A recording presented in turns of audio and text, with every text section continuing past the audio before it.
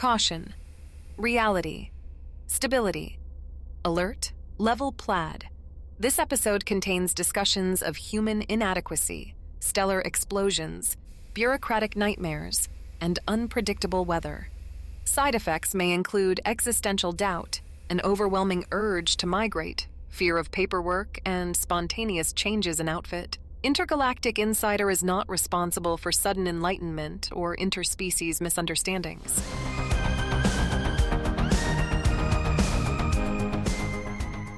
Across the stars, through your speakers, and directly into your audio processors, you're tuned into Intergalactic Insider, the only news show that asks, are we humans really the best the universe has to offer? And if not, who is?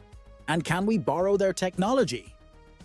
I'm your host, Felix Andromeda, and by the rings of Saturn, do we have a show for you today? This morning, I tried to use one of those simple Earth classic intelligence tests. Let's just say the results were less than stellar. It got me thinking about how we humans stack up against the rest of the galaxy. Are we the top of the intellectual food chain, or are we just cosmic plankton? Quick reality check. Is your left shoe still on your left foot? If not, you might have slipped into a parallel dimension. Let us know. And that, my friends, leads us to our first big question today. Are humans really that smart? Let's just say we'll be taking a look at our species report card, and it might require some parental explanation. Then hold on to your escape pods, because we're about to learn all about the Great Zorpian Migration. Apparently, great doesn't always mean fun, especially when it involves your home star going supernova. We'll find out what happens when an entire species needs to find a new home and deal with all the cosmic red tape that comes with it. After that, prepare for a descent into madness, or as it's more commonly known, the planet of perpetual paperwork. We'll be exploring the bureaucratic heart of the galaxy, where forms are endless, lines are eternal, and the only way to survive is to embrace the absurdity. And of course, no episode of Intergalactic Insider would be complete without a weather report from the one and only Comet Channing. Expect the unexpected, folks, because in this galaxy, even the weather has a sense of humor and a tendency to bend reality. Last time, on our special episode, When Aliens Come to Tea, we challenged you to consider the existence of a green mind, a planetary consciousness born from the interconnectedness of all plant life. We asked you, if such a green mind existed, would we even recognize it? And if it felt threatened, how might it respond? The responses were, shall we say, illuminating. User @LeaveMeAlone22 wrote, I, for one, welcome our new plant overlords. Maybe they'll finally do something about the parking situation. User @CosmicGardener added, I've always felt a connection to my houseplants. Now I'm starting to wonder if they're judging my watering skills. We even received a transmission, purportedly, from a sentient cactus in Sector 7. It said, and I quote, Prickly greetings, meatbags. We see you. We hear you. And we're running out of patience. So it seems the green mind concept struck a chord, or perhaps a root. And now, folks, it's time for our cosmic conundrum of the fortnight. Here's one to chew on.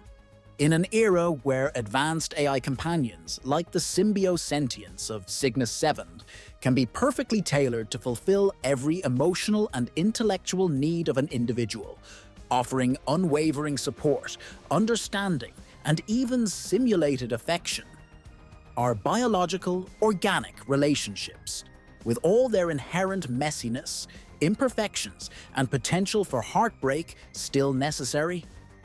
Or, put another way, if perfection in companionship can be engineered, is the pursuit of real, flawed relationships a valuable endeavor, or a sentimental anachronism? Let that one simmer in your neural nets.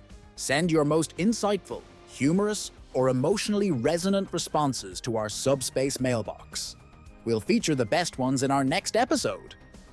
So Buckle up, folks. We've got a packed show full of cosmic questions, existential crises, and enough bureaucratic red tape to strangle a black hole. This is Felix Andromeda, reminding you that the universe is a weird and wonderful place, and we're here to explore it all, one bizarre news story at a time. Stay tuned.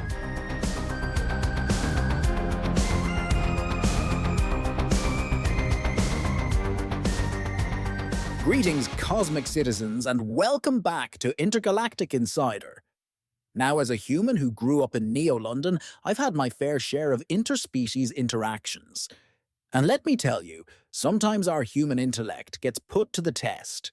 Just last week, I was playing a friendly game of multidimensional chess with a Grobnar. And let's just say I accidentally moved my queen into a black hole on turn 3. He looked at me with pity in his 7 eyes and muttered something about humans being endearingly simple. So that got me thinking, are we humans really that smart? And who better to shed light on this cosmic conundrum than our resident time-traveling historian, Professor Cosmos? Professor, welcome back. Ready to dissect the human brain, or lack thereof? Greetings, Felix. Intriguing topic. Actually, in Timeline 237, humans were revered for their ability to invent reality television. Quite the intellectual feat, wouldn't you say? For a human, that is. I'm sure they were. Although I think I hear the time-space continuum groaning in protest at that comparison. Let's stick to this timeline for now, Professor. Now, in your travels through time, have you noticed any other species that made humans look, shall we say, intellectually challenged? Oh, countless times. The Grobnar of the Andromeda Galaxy, for instance, can calculate warp trajectories in their heads, and the ethereal wisps of Xylos communicate solely through interpretive dance, which, I assure you, is far more complex than it sounds. And while we're on the subject of intellectual challenges, here's a quick one for you. Try patting your head and rubbing your stomach at the same time. Can you do it? Let us know on our social channels, #Intergalactic Insider. Maybe we'll even compile a list of the most hilariously uncoordinated listeners. Now, Professor, I've heard whispers of something called the Galactic Intelligence Index. Is this a real thing, or just another intergalactic conspiracy theory? Oh, it's quite real, Felix. The Galactic Intelligence Index, or GII, is a comprehensive ranking system used by the Galactic Federation to assess the cognitive capabilities of various species. They grade on a curve, of course, a very complicated, multidimensional curve. And how does it work? Do they, measure brainwaves? Count tentacles? It's far more sophisticated than that.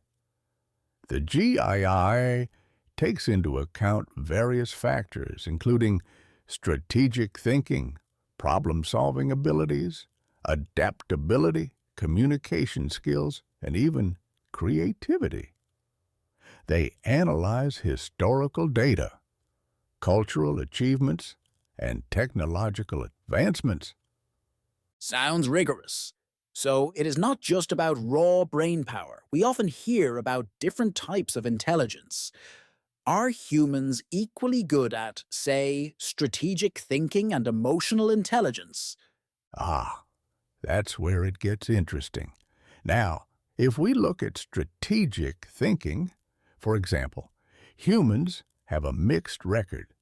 You have your brilliant military commanders and chess grandmasters, or at least you did on Earth. Classic. But then you also have, let's just say the invention of the self-destruct button wasn't your species' finest moment. Actually, if I recall correctly, Sun Tzu, the ancient Earth strategist, had a saying for this. He said, and I quote, The supreme art of war is to subdue the enemy without fighting. Now, where were we? Point taken. What about emotional intelligence? Are we humans known for being empathetic and understanding?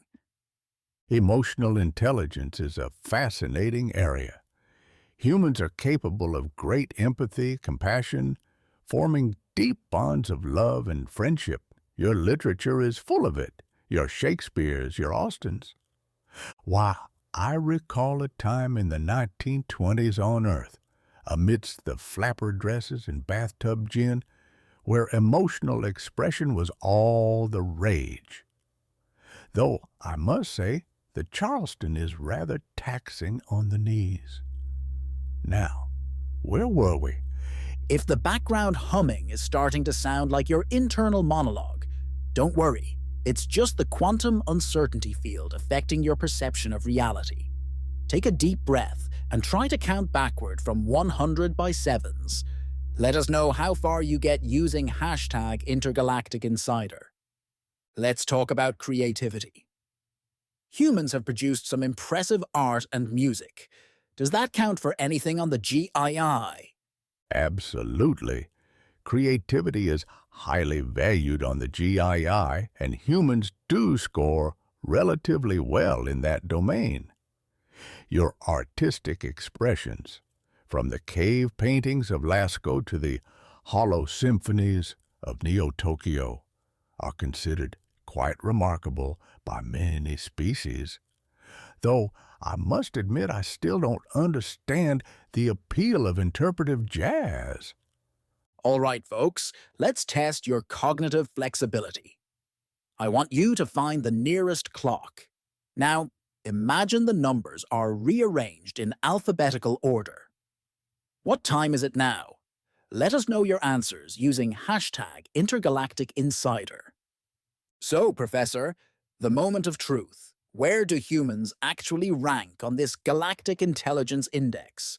Are we at the top, the bottom, or somewhere in between? Well, this is where it gets a bit complicated. You see, the GII has been constantly updated, recalibrated, and on occasion completely overhauled due to interdimensional interference. Complicated how? Are we not on the list? Is that even possible? Professor, if humans aren't at the top, is there any hope for us? Are we doomed to be the galactic dunces? No. It's not that you're at the bottom per se. It's just that, well, the entry for humans is currently marked. Further research required. Further research required? What does that even mean? Are we being studied? Observed? Are we part of some elaborate galactic experiment? I wouldn't worry too much about it. Actually, in Timeline 42, humans developed a game show based on intellectual challenges. They called it Jeopardy! Perhaps that's relevant somehow. Well, folks, it seems our intellectual standing in the galaxy is, shall we say, uncertain. Well, Professor, it seems the jury's still out on human intelligence. We might not be topping the galactic charts, but according to the GII, we are not at the bottom either. The plot thickens. Maybe there is more to us than meets the eye. Or maybe the GII is just as confused by us as we are by it. And perhaps being smart isn't just about fitting into a neat little box on a chart. It raises the question, doesn't it? What truly defines intelligence? Is it raw processing power, the ability to adapt, or something else entirely? Something uniquely human? Further research required, huh? What do you think, listeners? Is this some kind of a cosmic cliffhanger? Are we humans on the verge of an intellectual upgrade? Or is there something else going on entirely, something the Galactic Federation isn't telling us? Let us know your theories using hashtag Intergalactic Insider. And now hold on to your IQ points, because up next we have a developing story that is sure to challenge even the most advanced intellects among us. We are, of course, talking about a race against time, an exploding star, and a migration of epic proportions. It is the Great Zorpian Migration. You do not want to miss it. But first, if you'll excuse me, I have a sudden urge to go solve a Sudoku puzzle. Maybe there's hope for me yet.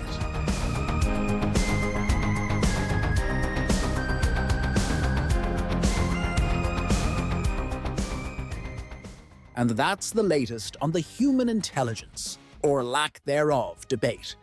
Still not sure if I should be offended or not, but I'm definitely going to work on my Sudoku skills. You know, just in case the Galactic Federation is watching. I hear they really value a mind that can handle rows, columns, and boxes. Though, between you and me, I think I'm better at filling in the boxes on a pizza order form.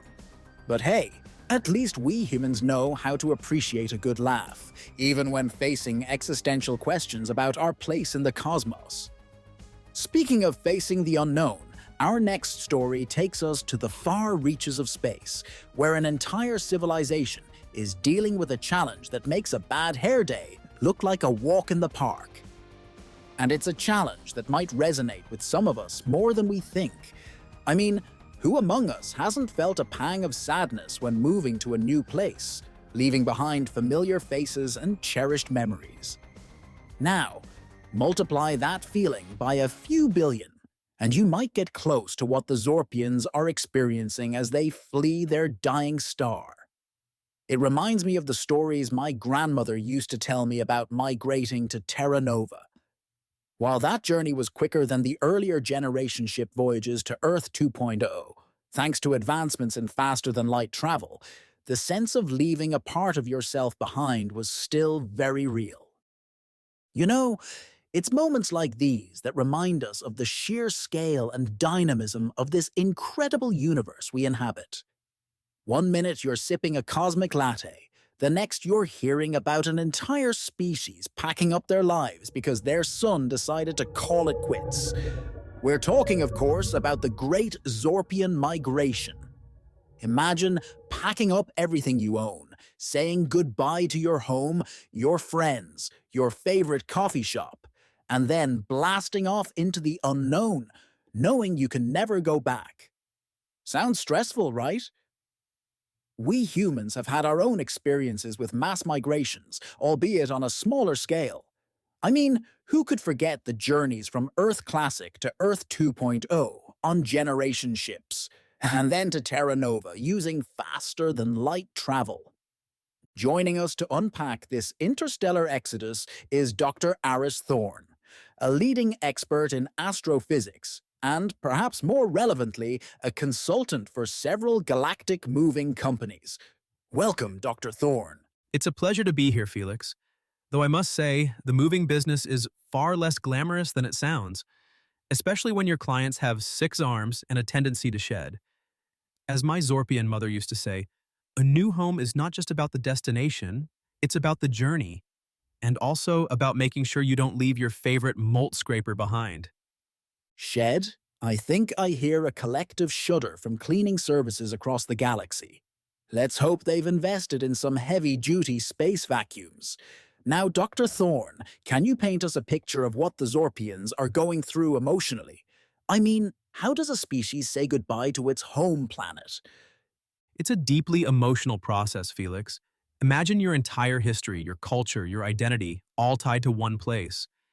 And then, suddenly, that place is no longer viable. It's like losing a part of yourself. There's grief, fear, uncertainty, but there's also hope, determination, a sense of unity. They're all in this together, after all. Have any of you ever had to move to a new city, planet, or galaxy? What was the hardest part? Let us know on our social media channels. Let's talk science. What caused their star, we'll call it Viridian, to go supernova? And how much time did they have to prepare? Well, Viridian was a G-type main sequence star, a bit older than your Earth sun, Sol. It was always destined to go supernova.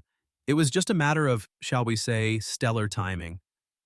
Think of it like a cosmic temper tantrum, a final spectacular outburst after billions of years of shining brightly. Fortunately, the Zorpians, with their advanced technology, detected the early warning signs. They had a few decades to prepare, which in interstellar terms is like having a few minutes to pack for vacation. A few decades to pack up an entire civilization. I imagine that's more stressful than forgetting your toothbrush. And it begs the question, with all that time, why haven't they found a new planet yet?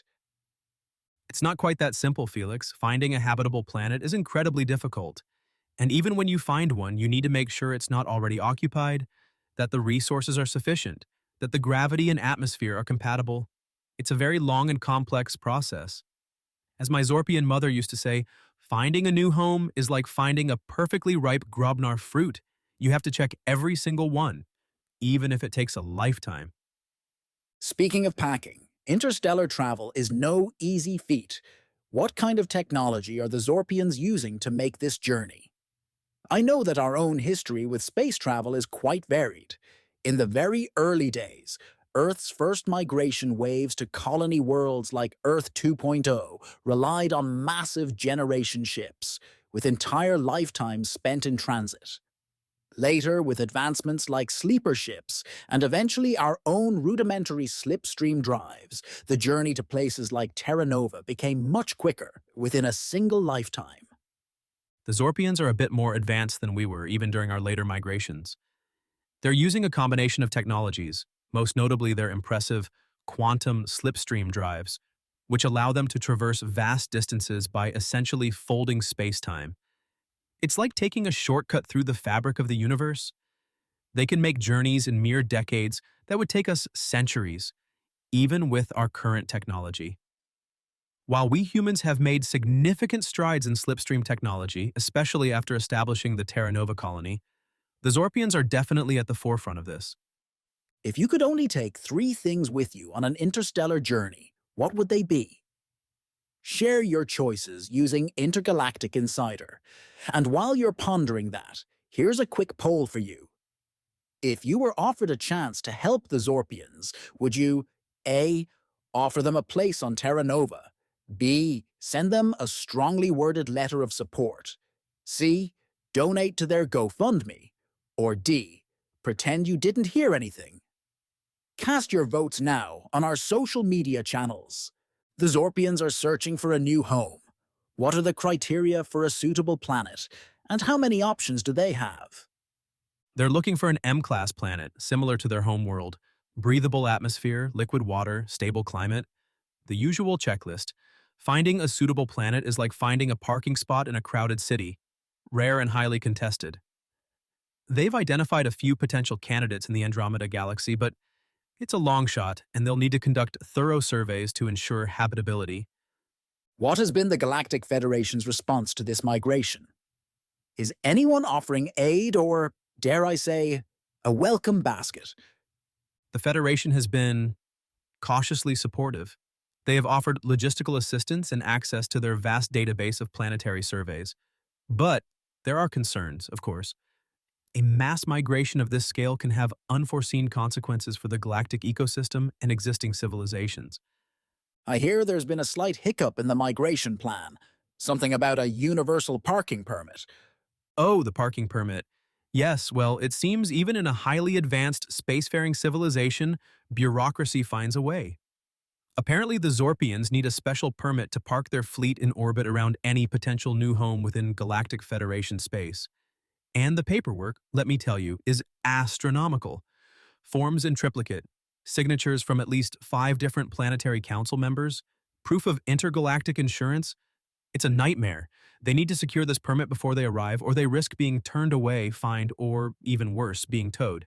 You see, the Galactic Federation requires this to manage space traffic and prevent conflicts, but it's still a major headache for the Zorpians. I mean, they're fleeing an exploding star, and they're being held up by a parking permit? As my Zorpian mother used to say, bureaucracy is the one force in the universe even a supernova can't destroy. I can almost hear heads exploding across the galaxy. All right, folks, let's try a little thought experiment. Imagine your home planet is about to be destroyed. You have 24 hours to pack your entire life into a suitcase. What do you bring? Share your list with us using hashtag Zorpian Migration. And here is this week's task. Try to explain a complex scientific concept to a friend or family member using only analogies and simple terms. Bonus points if you can make them laugh. So, what's next for the Zorpians? Is there a chance they might, swing by for a visit? It's hard to say. They're focused on reaching their destination and establishing a new home. But who knows what the future holds? And on that note, it seems we've intercepted a message. It seems to be from the future. To Zorpian refugees, avoid the planet Xylos Minor. Terrible intergalactic traffic, and the space slugs. They have a particular taste for quantum slipstream drives. Did anyone else catch that?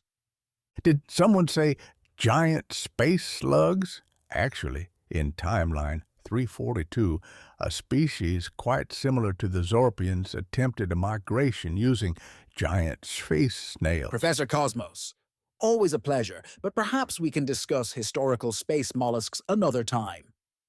And now, a special message from one of those refugees. This is Lyra of Zorpia, recording this message on the eve of our departure. We leave behind a world of memories, a sky we'll never see again. But we carry hope in our hearts, hope for a new beginning. The parking permit is still pending, and my sick stomachs are churning. But at least, thanks to our slipstream drives, we won't have to spend generations in space like the early Earth migrants. To whoever finds this message in the vastness of space, know that we Zorpians are a resilient people. We will survive, we will rebuild, we will remember. So, the Zorpians are on their way to a new home, facing challenges we can only imagine. It's a reminder that even in the vastness of space, the need for belonging, community, and a safe place to call home is universal. Their journey is far from over, but one thing is certain, the Zorpian spirit remains unbroken. It makes you think, doesn't it? What challenges would we humans face in a similar situation, and how would we cope with the loss of our home planet? What do you think, listeners? Where should the Zorpians settle down? And what lessons can we learn from their incredible journey? Share your thoughts using hashtag Zorpian Migration. And if you happen to have any spare universal parking permits, I'm sure they'd appreciate it. Have any burning questions about interstellar migration, exploding stars, or the history of space snails? Send them in using hashtag AskProfessorCosmos, and our resident time-traveling historian might just answer them in a future episode. And now, folks, we need to take a quick break to thank the sponsors that keep this show going. You know, the ones who make sure we can keep broadcasting across the galaxy, bringing you the latest news, interviews, and cosmic oddities. We'll be right back after these messages. Don't touch that dial or, whatever the equivalent is on your multi-dimensional communication device. Right then, let's get this over with. Advertising again. For sale, one temporal displacement unit, or as the hoi polloi might call it, a time machine. Acquired it in a rather unfortunate swap involving a prize-winning marrow, a signed photo of William Shatner, pre-toupee, and a misunderstanding with a druid collective. Don't ask. The good news, it technically works. The bad news, well, let's just say predictable isn't in its operational vocabulary. Last Tuesday, I attempted to pop back to 1888 for a decent cup of coffee, pre-instant granules, you understand. Ended up in 1983, smack dab in the middle of a breakdancing competition. My monocle did not fare well. Further testing, against my better judgment, revealed a tendency to randomly materialise livestock, expect the occasional goat or llama. Once, a surprisingly philosophical emu. alter minor historical events. You might return to find your favourite brand of biscuits is now called Crumple Bottoms Crudités. Blame the machine. Cause existential dread. Spending 3 hours arguing with your past self about the merits of pineapple on pizza will do that to a chap. Develop an unhealthy obsession with your great-grandmother. Hello, Granny. So, if you're a daring, foolhardy individual with a penchant for the unpredictable, a high tolerance for farm animals, and a burning desire to either rewrite history or utterly confuse yourself, this is the device for you. Price. Negotiable. Will accept payment in rare stamps, vintage cheese graters, or a convincing explanation of why socks always disappear in the laundry. Serious inquiries only. And by serious, I mean possessing a healthy disregard for the laws of physics and common sense. P.S. If you happen to see a slightly bewildered version of myself wearing a fez and carrying a bag of jelly babies, please tell him to avoid the chronologically unstable haggis. It's for his own good.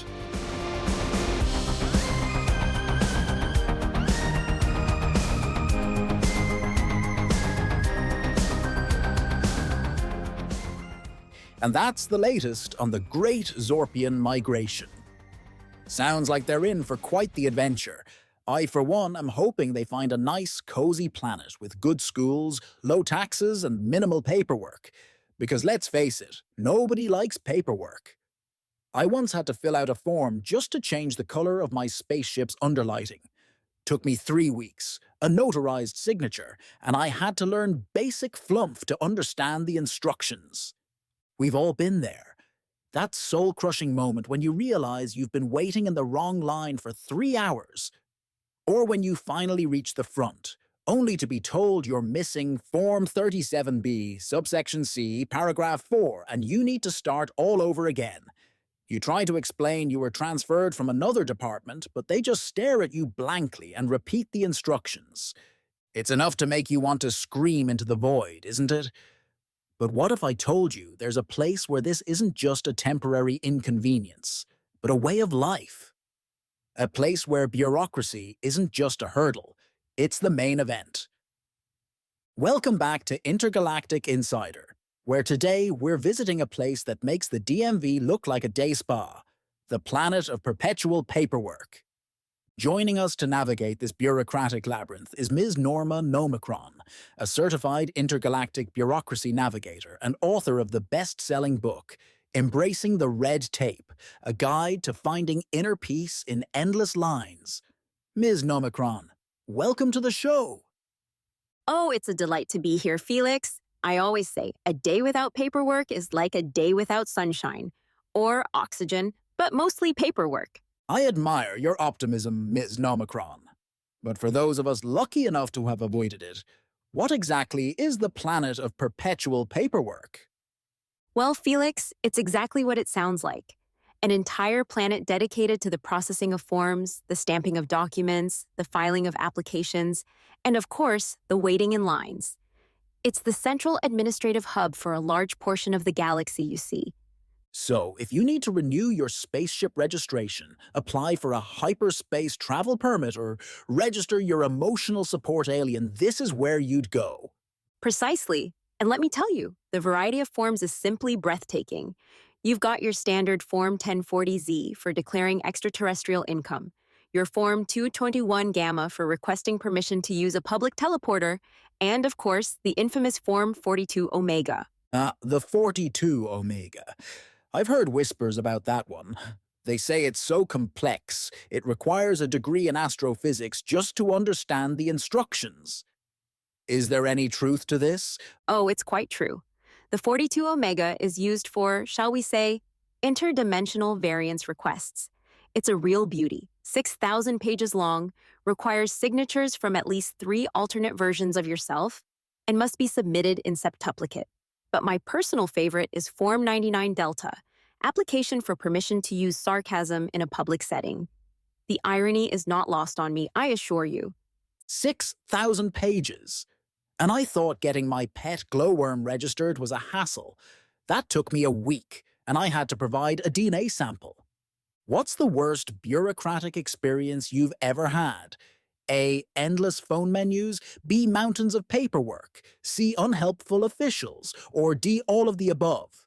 Cast your votes now on our social media channels using #BureaucracyBlues. What are some of the most common forms one might encounter on this planet, and are they available in Galactic Standard? Or do I need to learn, say, Blorgonian, or maybe some of those intricate Puftalian dialects? Oh, there's a form for everything, Felix, and they come in all languages. You might need a permit to operate a toaster, a license to breathe air, or even, and I shudder when I remember my own experience with this one, a certificate to prove you exist. As for the language, well, that depends on the form.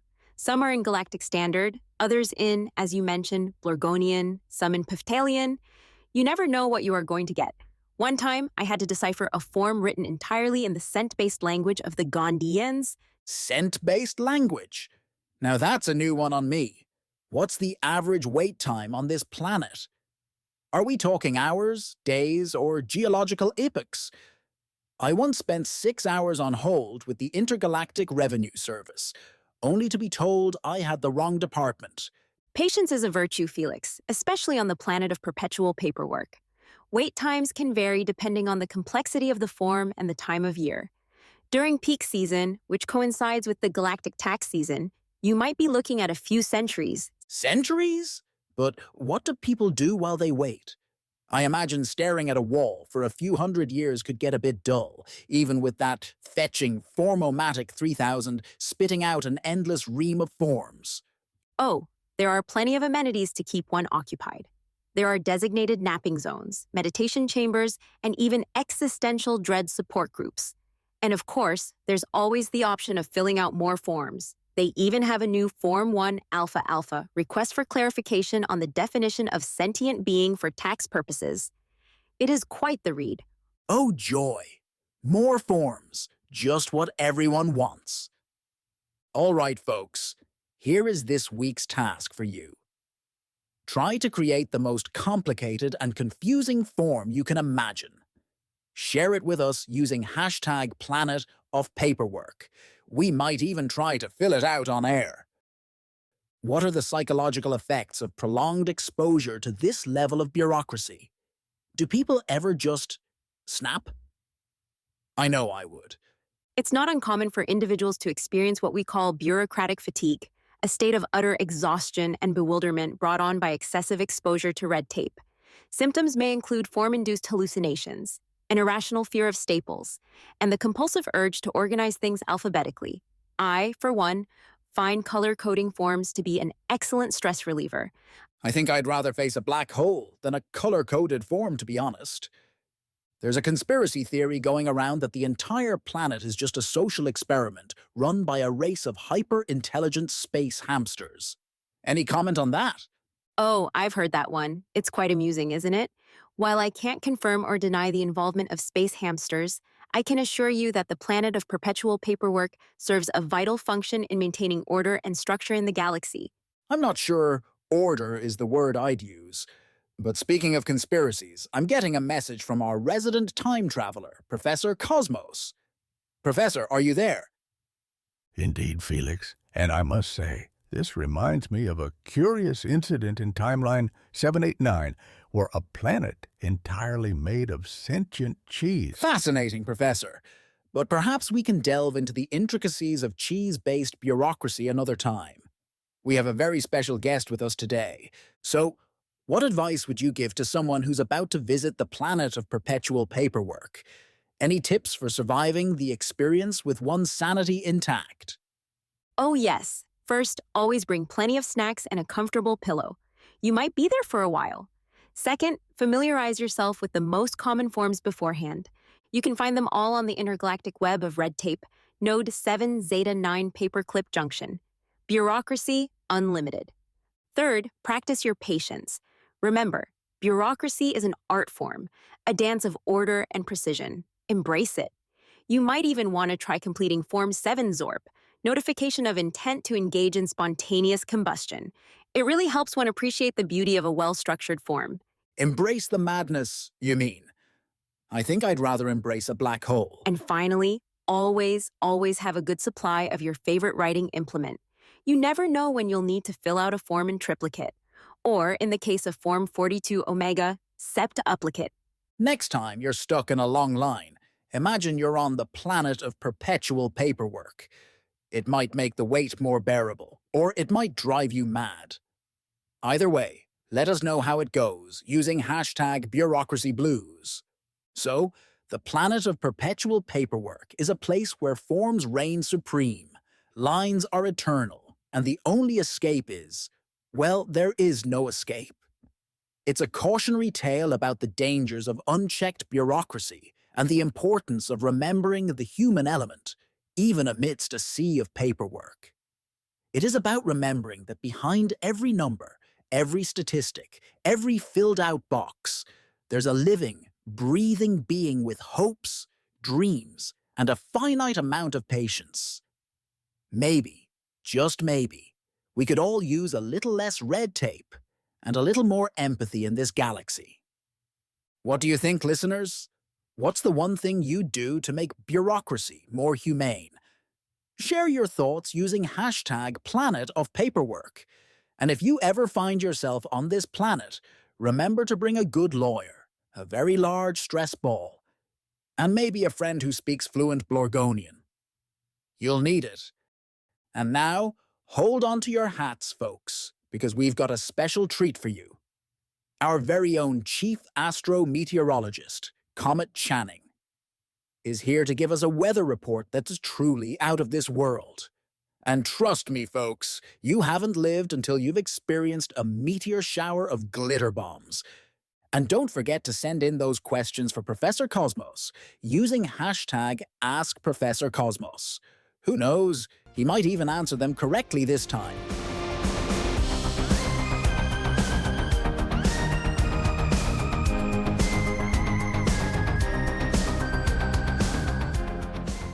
And that was the planet of perpetual paperwork, folks. I don't know about you, but I need a vacation. Somewhere with minimal forms, maximum relaxation, and maybe a nice predictable climate. But speaking of unpredictable, let's go to our chief astrometeorologist, Comet Channing, for the latest forecast. Comet, I hope you've got your reality umbrella handy, and you are ready to sound out the weather report. What's the weather looking like across the galaxy? Thanks, Felix. And let me tell you, it's a wild one out there today, folks. Hold on to your hats or your anti-gravity boots, because we've got a cosmic cocktail of meteorological mayhem headed our way. First up, we're tracking a massive front of quantum probability showers moving across the Andromeda galaxy. Now, these aren't your average rain showers. These babies can literally rain down different possibilities. So if you're feeling indecisive, just step outside and let the universe make up your mind for you. But be warned, there's a 30% chance you might end up with a different job, a new pet, or possibly married to a sentient space slug. It's a gamble, folks. Over in the Milky Way, we're seeing some gravitational mood swings. Expect heavy sighs and sudden bursts of laughter. These fluctuations can make walking a straight line quite the challenge, so watch your step. Best to avoid any serious conversations or delicate dance moves during these swings. You might find yourself floating away with joy or sinking into the floor with despair. Actually, in timeline 1776, the American colonists experienced a similar phenomenon. They called it the Great British Levitation of 1776. It involved a lot of tea, apparently. Thank you, Professor. Fascinating, as always. Now, back to the actual weather. And for those of you on Terra Nova, watch out for those solar flare-ups of emotion. They can cause spontaneous crying during romantic comedies or sudden bursts of rage when your smart toaster burns your toast. Remember, folks, keep those emotions in check, or you might just set something on fire, literally. As my old pageant coach used to say, a true queen keeps her cool, even when her internal temperature is rising faster than a supernova. And remember what I also say. Now, as I learned during the talent competition at Miss Galactic 7th runner-up pageant, poise is key, even when facing a swarm of angry space bees. So, if you encounter a swarm of angry space bees due to the probability showers, Just remember to smile, wave, and hope they're allergic to hairspray. And as always, remember to check in with Zephyr Stardust, who is braving the elements for us. But before we go to Zephyr, who's reporting live from the eye of a nostalgia storm on the planet Kepler 186f, let's take a look at the holographic weather map. All right, let's take a listen to this galactic weather map. First up, those probability showers. You can hear them swirling around the Andromeda galaxy. Sounds like a cosmic washing machine full of what-ifs, doesn't it? And now, shift your audio receptors over to the Perseus arm. Can you hear those gravitational mood swings rolling across? It's like the whole region is one giant emotional lava lamp.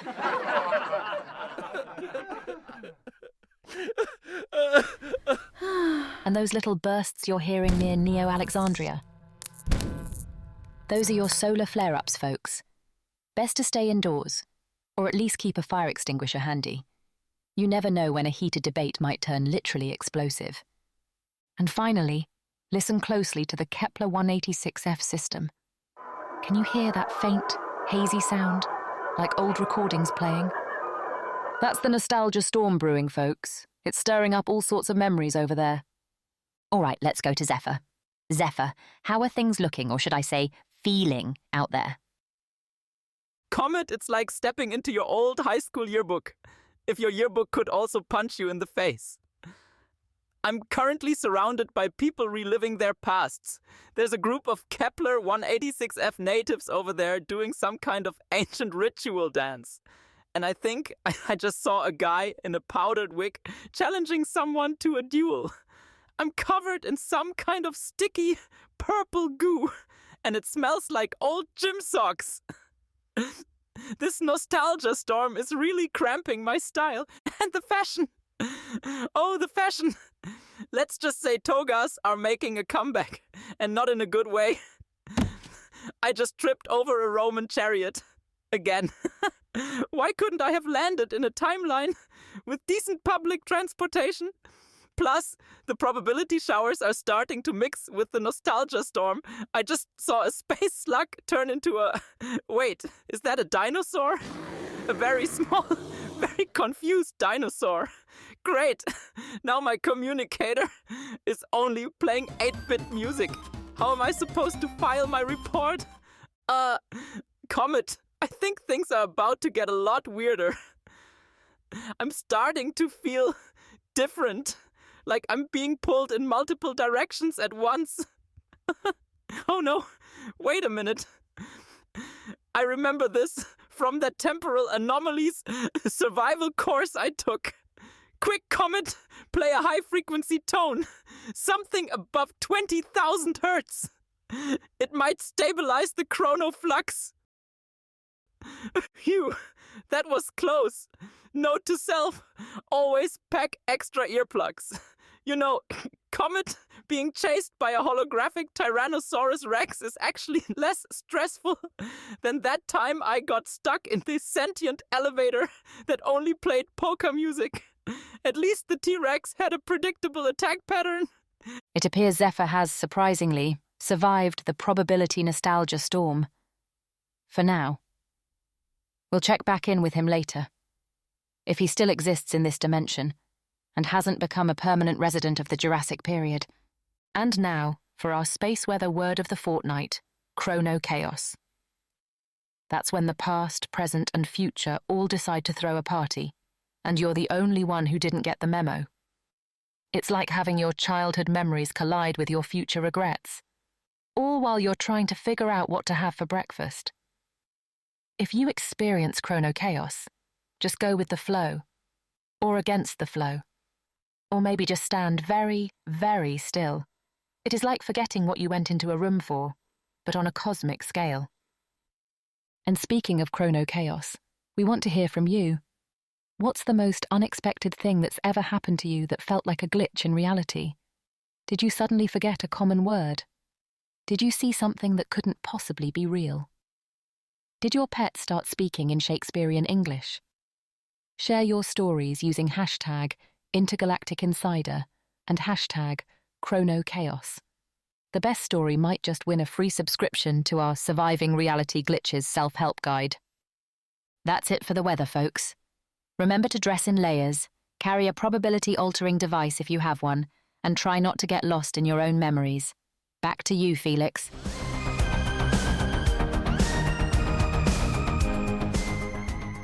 Well, folks, we've survived another journey into the outer reaches of the cosmos. And what a journey it's been.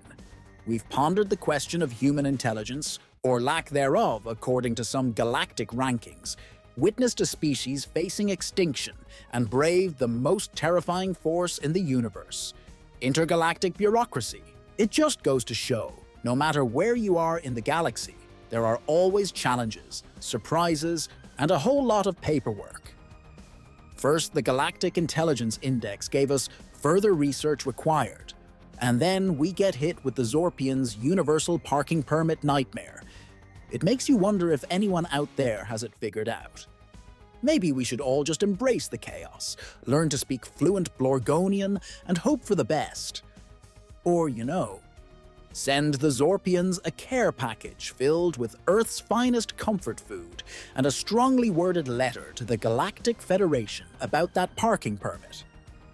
Big thanks to Professor Cosmos, Dr. Aris Thorne, and Ms. Norma Nomicron for guiding us through today's intergalactic whirlwind.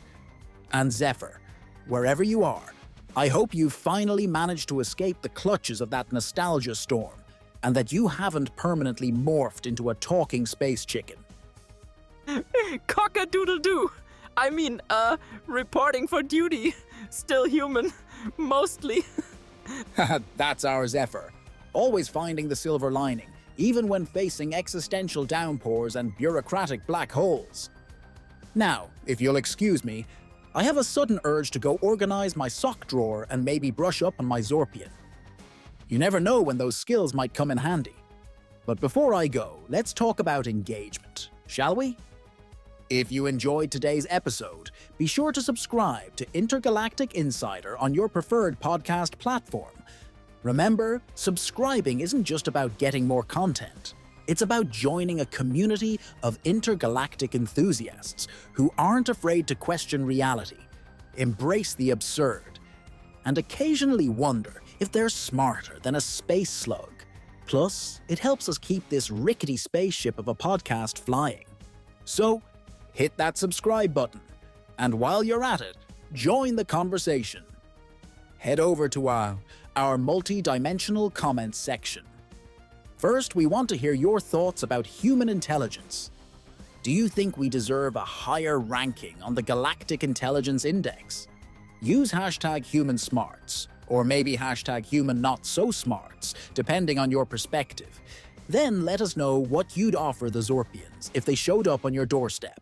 Use #ZorpianWelcome. And finally, share your worst bureaucratic nightmares with us using #PlanetOfPaperwork. And while you're at it, why not take our poll? Which of today's intergalactic challenges would you be least equipped to handle? A low ranking on the Galactic Intelligence Index. B, an exploding star forcing you to migrate across the galaxy. Or C, a trip to the planet of perpetual paperwork. Cast your votes now. And of course, don't forget to send your questions to Professor Cosmos using #AskProfessorCosmos. He might just answer them, eventually. All right, time for a sneak peek at what's coming up next on Intergalactic Insider. Fasten your seatbelts, folks, and maybe say goodbye to your loved ones, because we're about to get sucked into a situation that's, well, let's just say it's a bit of a gravity problem. I regret everything. We're not naming names, but let's just say a certain field reporter might be volunteering, or perhaps being volunteered, for a mission that involves close encounters with something very dense, very powerful, and very likely to mess with your space-time coordinates, and possibly your wardrobe. Tune in to see if Zephyr makes it back in one piece, or at all. Well, folks, that's all the time we have for this dimension. Until next time, keep your mind open, your options many, and your paperwork to a minimum. This is Felix Andromeda, signing off.